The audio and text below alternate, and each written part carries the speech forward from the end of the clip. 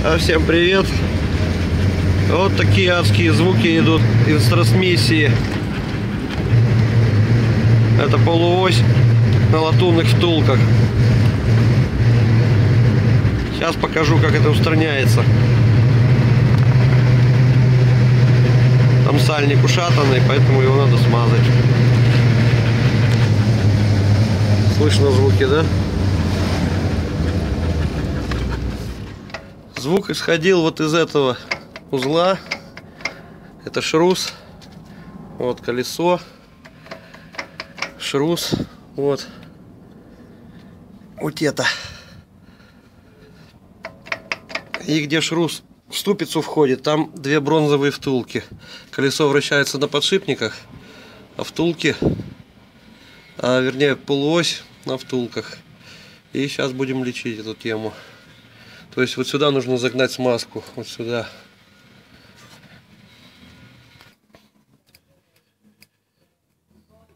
И сейчас будем смазку загонять туда через трубочку. В этот промежуток, там сальник, ему мандец. Сейчас вот трубочкой туда долезем. И пошла жара. Жидкая смазка, графитная. Хотел типа Литола 24-го, что-то такие есть. И вот так вот сыкаем туда, сыкаем, и она туда, надеюсь, попадет. Чик-чик.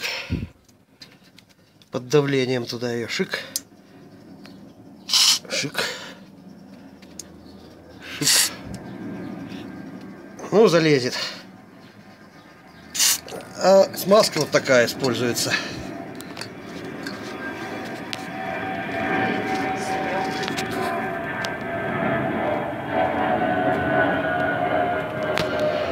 Торговая марка Тритон.